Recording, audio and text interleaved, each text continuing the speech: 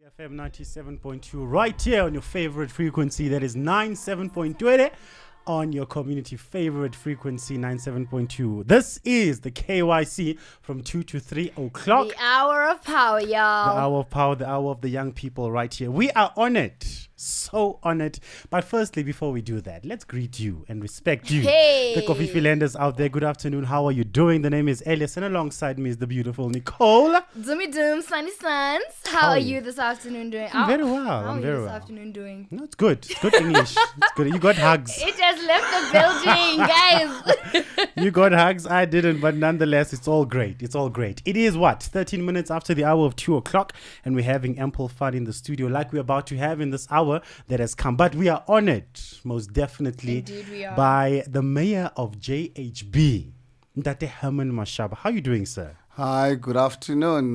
So what a great opportunity to interact with the youth. When my office said you've got to go to Kofifa, I didn't realize that I was going to speak to the youth. Because normally when I'm here, the Rose is the one who obviously capitalizes, and I think I always have such great interaction with her. But what a great pleasure today to speak to the future of our country, Yes, sir. the youth. Yes, you sir. know. We are honored to have you here. We are honored to have you here. I think Kofifa has become your second home.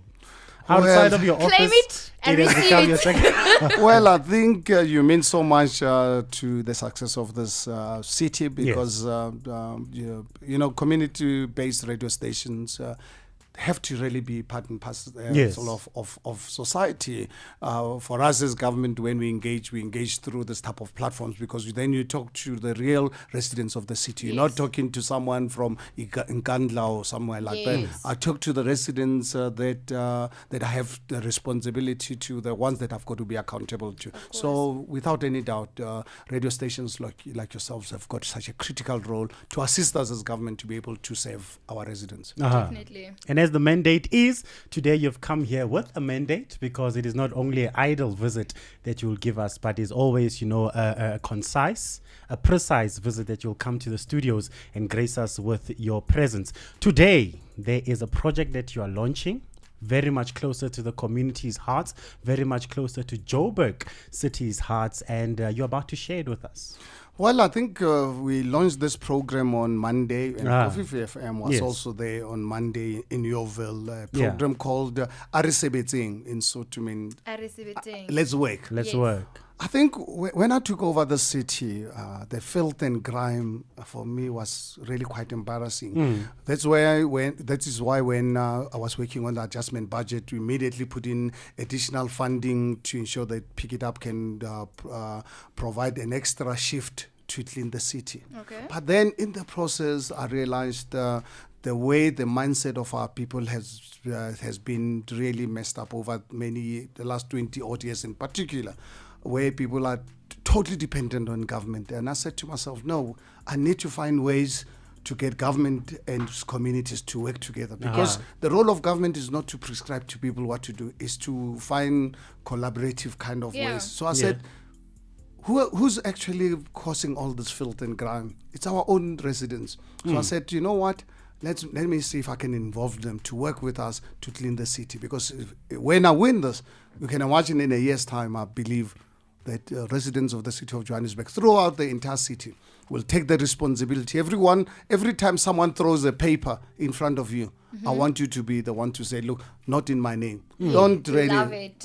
That is really what the program, this initiative is all about. But at the same time, I'm not anticipating abdicating my responsibility as government to clean. All right. Where this program, we are expecting society, community members to join us once a month, the last Saturday of every month. Work with us for 4 or 5 hours. Let's clean our own communities. Yes. So this is going to be a ward-based cleaning program led by Pick It Up. But at the end of the day, people who are going to be cleaning their own areas will be the people in that community. Clean up, put it at the corner somewhere. There'll be obviously our team from Pick It Up will be directing, and Pick It Up will come in, collect the litter. So in a year's time, I'm quite convinced that we're going to have a situation where the 5 million residents of Johannesburg are the ones who are going to ensure that we don't unnecessarily litter. We will make sure that we reuse whatever we can reuse. Make sure that we don't just really saying it is the government's responsibility. Yeah. I'm saying every single one of us, the 5 million residents, let it all be individual responsibility. I just can I just ask this, sorry, Eli, with regards to the effectivity, how effective this thing would rather be, I like the optimism that is put on the community and us as, can I call the civilians? But I don't think like we are like what would you enforce in order for this to be effective? Because I think that we are easy to say, oh, it's dirty, but we won't clean ourselves. So how are you going to go about executing this in order for us to be proactive as a community? Well, that's the reason why I'm here. That's why we're advertising it. You'll see within the next few days. Here at Kofifi, one of the radio stations that I've targeted to run programs so that we educate people. Yeah. This is not going to be a situation where you are forced. We're not really forcing you.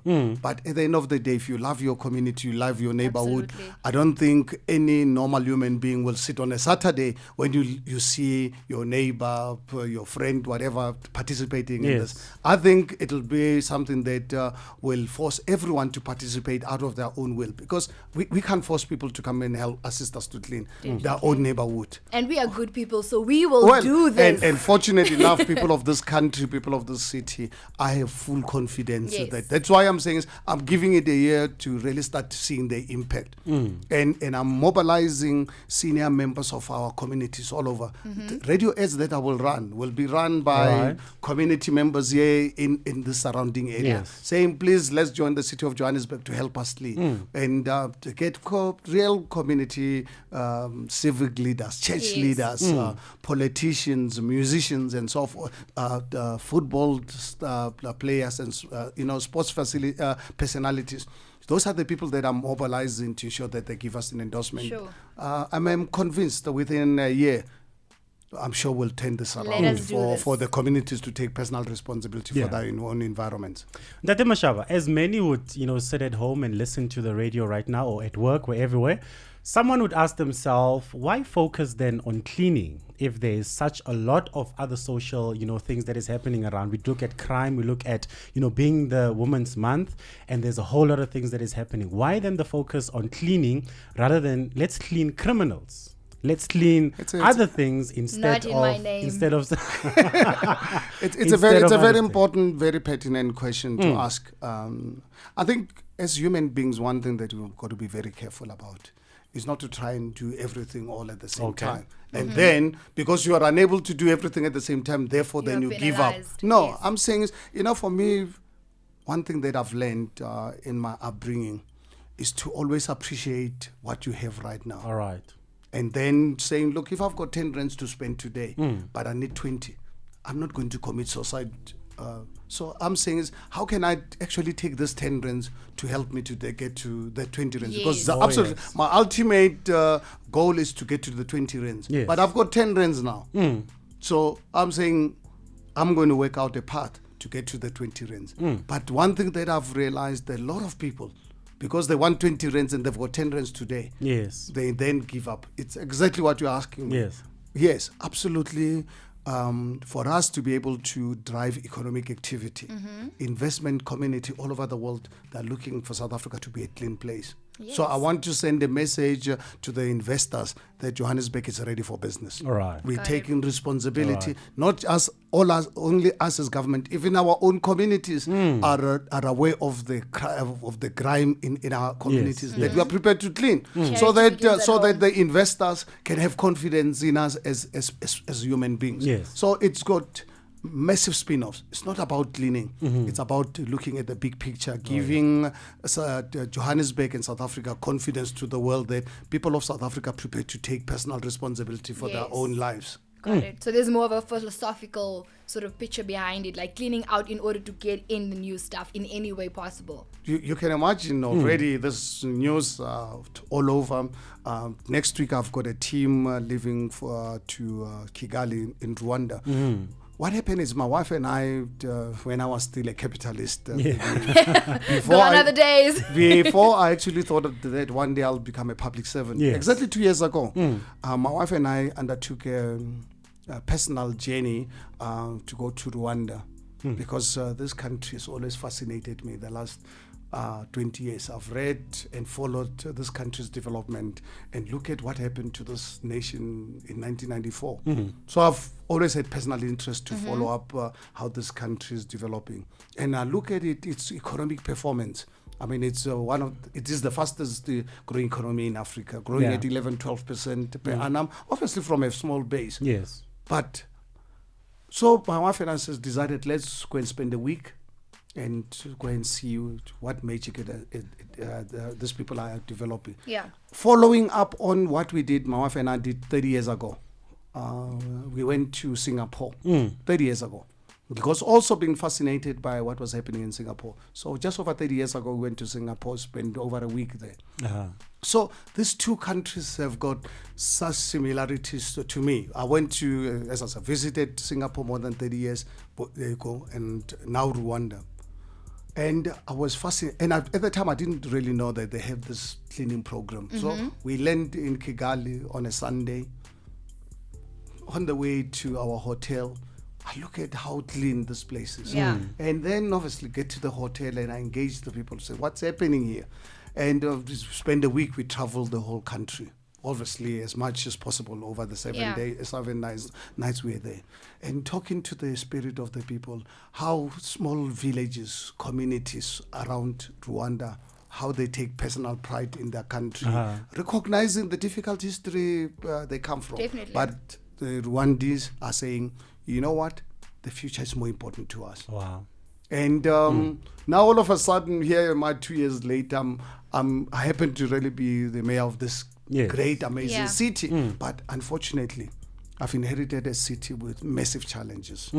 Of a city just under 20 years turned into a slum. 300,000 housing backlog, unemployment, 1 in 3 of our residents not working. Because of these high levels of drugs, our families are breaking up. Our young girls are tending to prostitutes in front of us, under our watch. So that's why I think for me, I'm actually, sometimes I look at the situation, I feel ashamed to say, but how did this happen? Did we have a government before? Because honestly, what happened to this country the last 20 years, on this city in particular, the city of Johannesburg, you'd really feel that there was no government, because things like this cannot happen in any society where there's a rule of law. Agreed. This is what I suppose, Ndata Mayor. If you did not have the capability, and if it was not meant for you, then you wouldn't have won. The mere fact that you are mayor, it means that you have it inside of you. So the inheritance had to come to you. But with that said, on a Thursday, we deal with what we call young minds in entrepreneurship. Young minds, meaning that any mind, doesn't have to be with age. We deal with different aspects of business, of entrepreneurship, of young people. When you look at, the demographics of South Africa, yes, young people are the ones that dominate in numbers. There's a lot of youth in South Africa. In terms of the vision that you have for Johannesburg, as a clean city, as a city that is vibrant, as a city that would, attract investors, how do you, how do you work out? And how do you see forth, the entrepreneurial side that would inspire young people? I think, I look at my life. The other day I was your age, not long ago. The other day. I started my business career at the age of 22. When I decided in 1982 that I'm not going to let PW Board and the National Party government to determine my destiny. No garden boy. No, absolutely. I said, despite all this legislative framework that they put in front of me, I said, I'm not going to allow it. Yeah. And as a youth, with not coming from a family background where there was business. My mother being a domestic worker. Unfortunately, I lost my father at the age when I was 2, and brought up by nature, literally, because when I opened my eyes to this world, as I've said so many times, I had no parents around. Yeah. My mother was looking, not just really working, yes, working and providing for us, but looking after white children and cleaning white homes. That's the only way that she could provide for us as a family, and that's why I've got such high regard and appreciation for her contribution to our well-being. But then, as I said, at the age of 22, when I could do it under the apartheid regime, I don't see the reason why we do not see the explosion of black entrepreneurs in this country. Because honestly, on the 27th of April 1994, one of the biggest moments I was looking forward to was to see the explosion of black entrepreneurship in the country.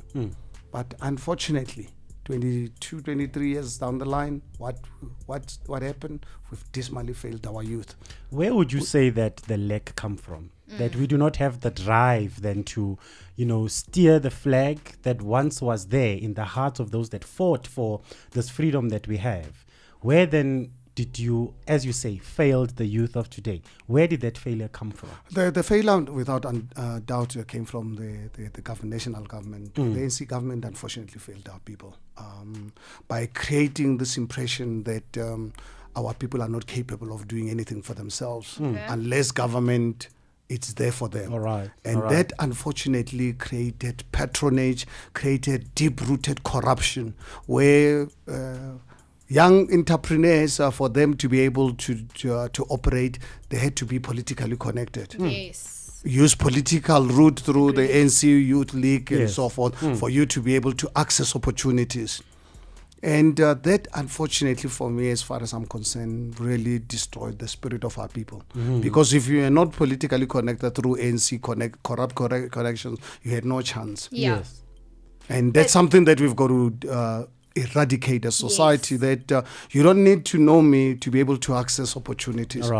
My role as the mayor of the executive mayor of the city of Johannesburg, my role is to create equal opportunities for the 5 million residents. And now who plays and what game they play, what sport they play, it's not up to me as government to prescribe. One thing that I need to do is to open the floor to everyone, open, transparent, accountable government. And you want to be a football player, you want to be an entrepreneur, you want to be a priest, you want to be a teacher, that is up to you. Because the thing is, our talents are not the same. So you can't just really try and take 5 million people and say to them, they must all be teachers or lawyers. No.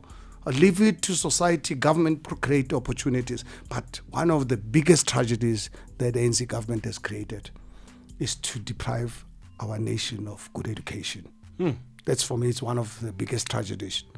Tragedies, because we're sitting in a society right now, 80%, up to 80% of public schools in this country are dysfunctional. And that's true. Now, is the government, national government, not aware? I think no. I think the people mustn't play this type of games with us, that they're not aware of this failure. Who are we failing? We are failing, unfortunately, the poorest of the poorest, who cannot afford to go to private schools and so forth. That's why you see on a daily basis, our communities are leaving their own schools in their communities, go and look for a better future somewhere. And now, you're now seeing the development of these private schools. Some of them actually abusing our people, because our people are very quite vulnerable. Because communities and parents out there are looking for the best education for their children, and they're aware that government in their own communities are failing them. And now in the process, what we do, we open them up to exploitation by unscrupulous businessmen and women. And it's, for me, it's really one of those tragedies. And also another tragedy is to break down our family structures. In a country, a society where the kids are brought up without full parental supervision and caring and guidance. Childhood homes, basically. That's unfortunately. And I think, unfortunately, the previous administration allowed this to happen. Obviously, it's still happening at the national level.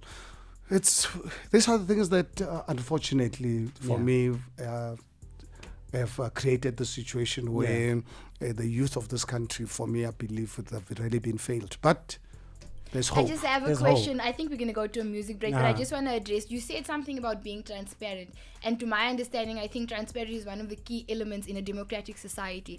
So how do you implement and sort of just, manifest that element and its principles in your sort of approach to how you want to revitalize the city of Johannesburg?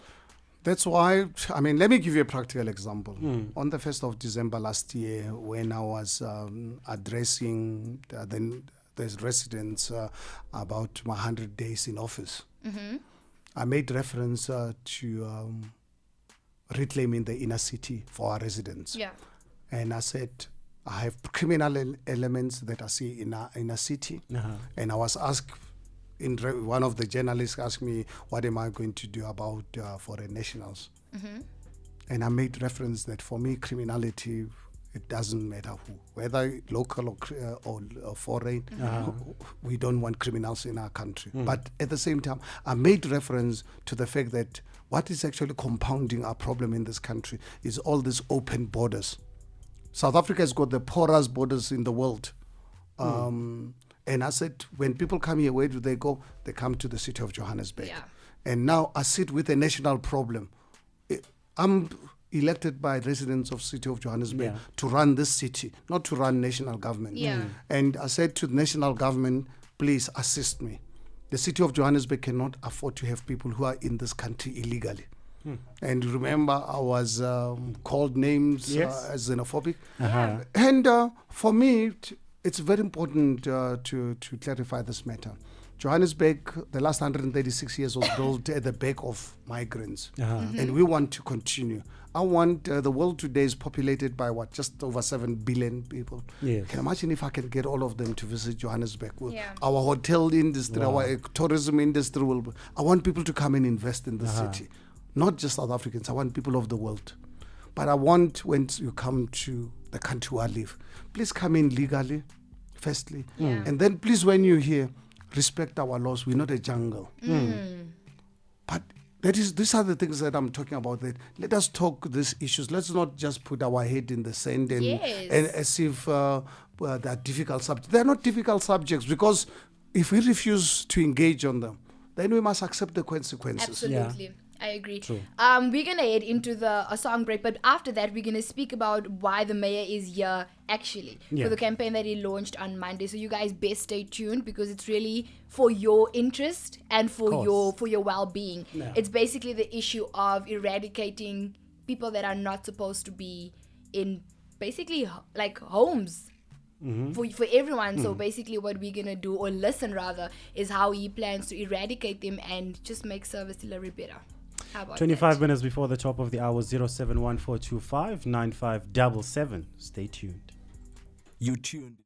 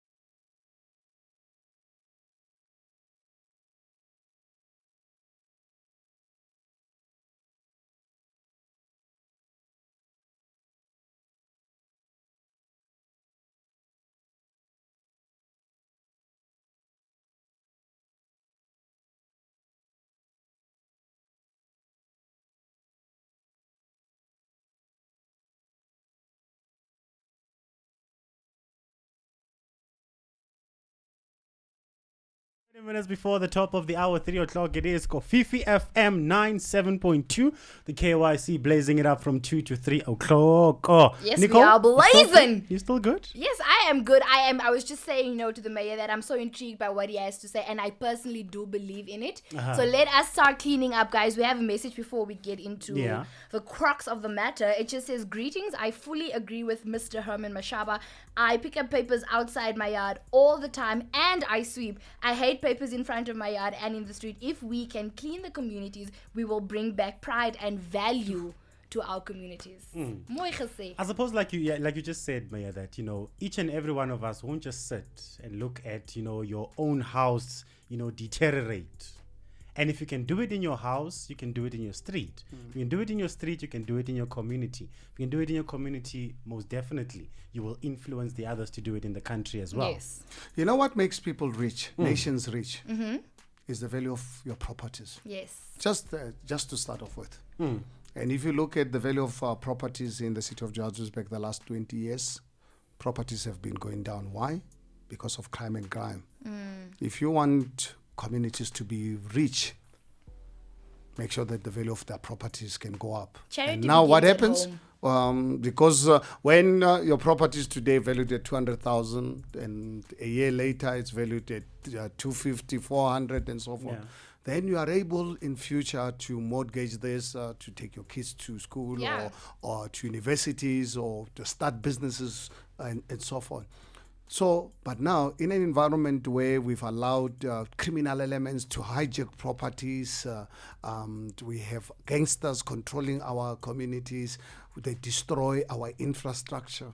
Unfortunately, what happens? No one wants to live in that community. Yeah. And once people don't want to live in a particular community, then unfortunately the value of your property goes down. So these are self-inflicted opportunities that honestly I believe we have to blame ourselves if we allow the situation. Yeah. So if we want to be a rich nation, let us start by ensuring that our existing properties, let's increase their values. And we can do that by just really cleaning. Yeah. So, And loving and having pride in our neighborhoods. Yes, agreed. I want to go off a quote that you were quoted in the media saying, and maybe then we can sort of tap into the situation with regards to getting people out and getting people in. This is what you said in a Eyewitness News article. It says, I will do everything possible to provide accommodation, but the city of Johannesburg will only provide accommodation to South Africans. Foreigners, whether legal or illegal, are not the responsibility of the city. I run the municipality and I don't run national government. Absolutely. It cannot really be anything More than that. I don't run the city of Johannesburg for the world. Yes. I run a municipality for the 5 million residents of the city. So national matters must go to the national government. Okay, so tell us the plan of action for this process of getting Johannesburg's, or rather legal South Africans, into places and sort of taking out foreigners. Well, I'm not talking about taking out foreigners. I'm saying is if in the event that I have to provide free accommodation, I cannot provide it to the world. I can only provide it to South Africans. However, if anyone wants me to provide accommodation to the world, then provide me with the resources. Yes. Because the budget of the city of Johannesburg is known. As I indicated earlier on, I'm sitting with 158,000 residents of the city of Johannesburg who are poor, who are looking up to government for accommodation. Now, tell me, when I have such a crisis on my hands, I have people on the waiting list. They've been there since 1995, 1996. Wow. Now, when I have the little budget to provide accommodation, there's no way under my watch that I'm going to allow anyone to jump that queue. I'm not going to allow anyone to jump that queue. Preference has got to be given to people on our waiting list, and people on our waiting list are South Africans, are the residents of the city of Johannesburg, and those are the ones I have as a municipal executive mayor of the city of Johannesburg. Those are the people I have the responsibility towards. And obviously international matters, that is why I'm pushing. Let the national government take over that responsibility, because they're the ones who opened up these borders. Because no country in the world can allow people to just come in illegally and expect government to take care of them. No, it can't be. South Africa cannot really be an exception. And it is for that reason I'm saying to a national government, please stop failing our people. Close the borders, allow and encourage people to come into this country. But normally, I can't go to America or go to New Zealand or go to China and expect the Chinese to look after me. If I go and decide I want to go and live in China, I've got to have the resources to be able to provide for themselves. I don't expect the Chinese people to look after me. So first preference is to our people, basically. Absolutely. Now, yesterday, Mayor, you opened a satellite station in Kenilworth, the JMPD. What was it all about? It's actually one of those emotional cases for me, really looking at the private-public partnership. Just over a month ago, I happened to be in this area passing to one of the shops, Super Spa in Kenilworth. And obviously, as we were passing, one of the chaps says, let's go into, I know the owner. Had a chat with him 5 minutes. He says, Mayor, can I show you something quite interesting? And he took me to this building. He says, you know what, with such huge problems in this community, I'm prepared. Can't you take this over? I'm prepared to donate it to the city of Johannesburg as a satellite police station so that this community can feel safe. Wow. When I went back to the office, I called the MMC of Public Safety, Michael's son, in my office. I said to Michael, there's a great opportunity, but a greater need in our community. Yes. Here's a donation. Can you please, you and the management of JMPD, I want this opportunity not to slip away. Yes. And I'm really so proud of the business community. Yesterday, that whole event, not sponsored by us as a city, they put up all the facilities and everything. They've given us this property at R1 a year rental. Nice. So, and it's not just going to really serve as a satellite police station. The MMC of the social development, Dr. Palazzi, has put in a full-time social worker to work in this facility, because we look at the level of crime, the drugs, young girls being turned into prostitute. So we need social intervention, short-term social intervention. So I'm excited about this, that Dr. Palazzi is putting a social worker full-time there so that communities can come in where they have social issues. It's a center where today you need your documents verified and certified. Then you don't have to travel long distances. You can come into your own community 24 hours a day.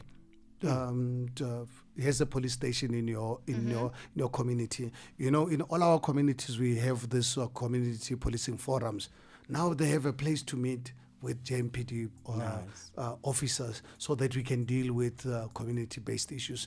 And I think for me, it's such an inspiration, and I'm appealing to business owners in other communities. Please, if you've got such opportunities, please talk to us, because as a city, we don't have enough resources to be able to provide such opportunities. But when you have these private-public partnerships, that is, for me, what is going to build this great nation that Mandela wanted to see. Yeah. As a youth and as a young lady as well, I love that you mentioned the fact that you are pro eradicating the whole dilemma we're in with drugs, and also like trafficking and prostitution, which I think is rooted from various issues. But with regards to, I don't want to call this a campaign, because I really do see your vision and your faith in this, that this is who you are. It's not just because I'm the mayor, I'm doing this, you know? So what would you, like, how do you plan on, with this whole initiative that you've started, how do you plan on sort of creating awareness, but at the same time ensuring that it is effective? Well, I think what I'm obviously appealing, and you'll see when our marketing campaign breaks in your local radio stations like Kofifi, where I'm encouraging prominent members of the community, please join us, endorse this program, so that ordinary people, sometimes people call themselves ordinary, because the 7 billion human beings, we're not ordinary, but we've already accepted this culture, some of us accepting that we are ordinary. And we use this type of terminology, which is actually quite wrong, because whether I'm the mayor or I'm the woman, a young woman, all of us are very important human beings. Very extraordinary.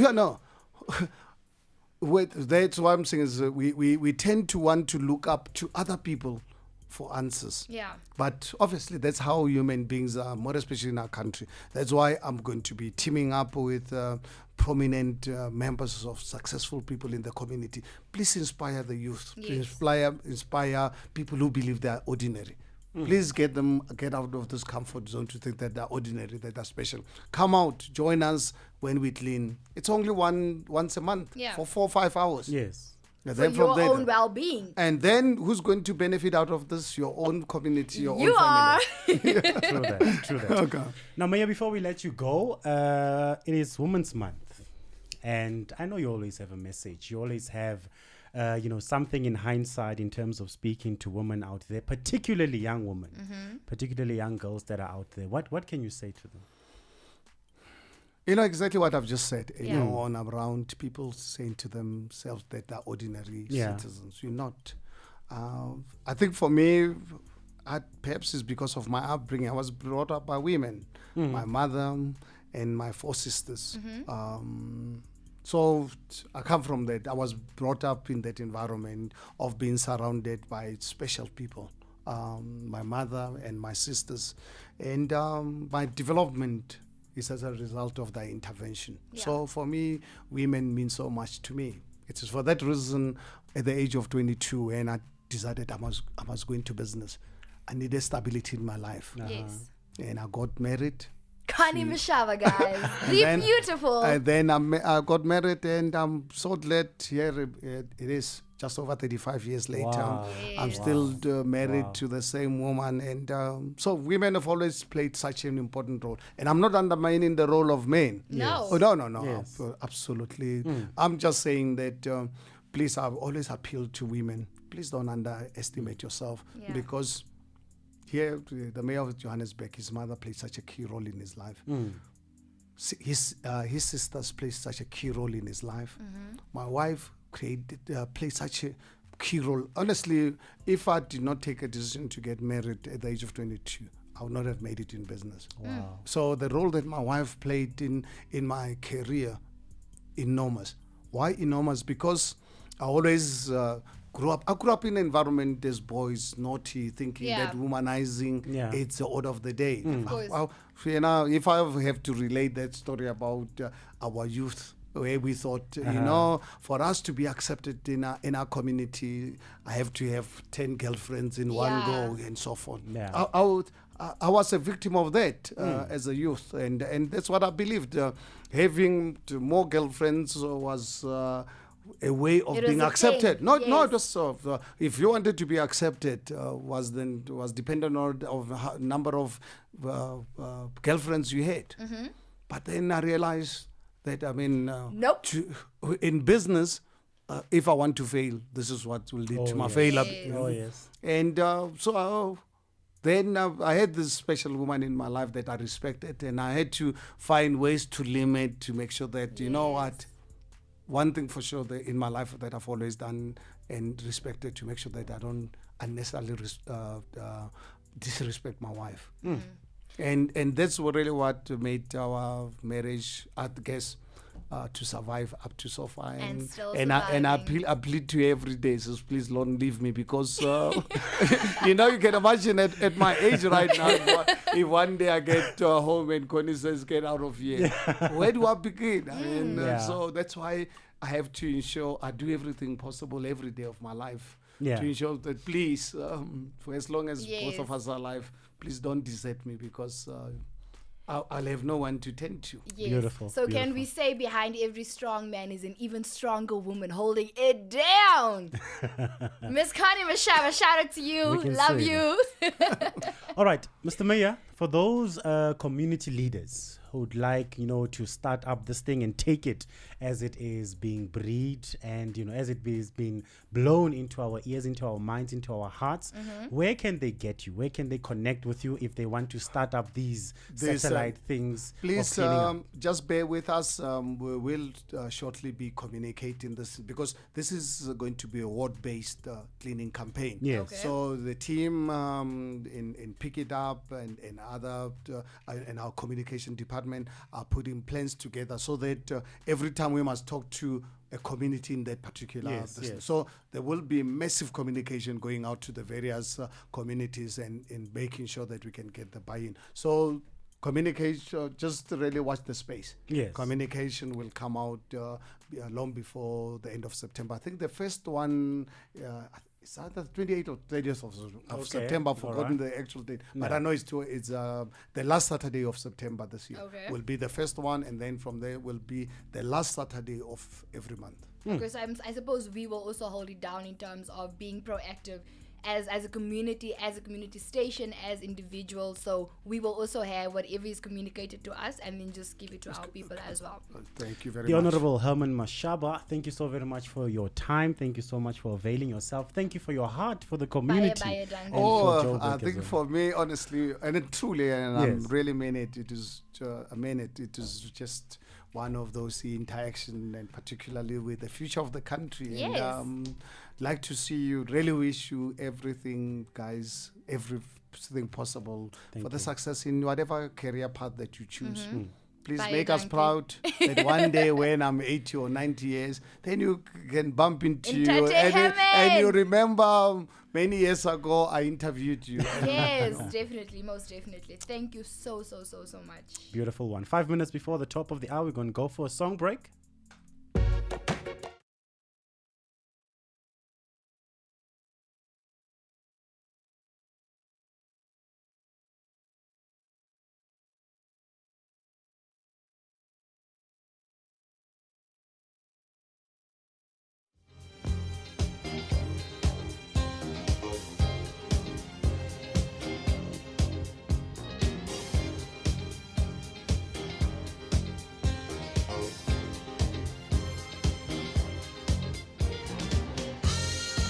Dumelang Sanbonani. Hello, Yella Almo. Hi guys, this is Sade, your favorite soulful sister. Hey everybody, it's your girl Just Whitney. If you're looking for great fun, good music, and to spoil your woman this August, come out to the Rudapur Theatre on the 18th of August. the Divas Complete Show on the 18th of August at 7 p.m. 150 gets you in. So if you want to see beautiful, sexy divas get sassy, then you better be there. 150 Rand gets you in.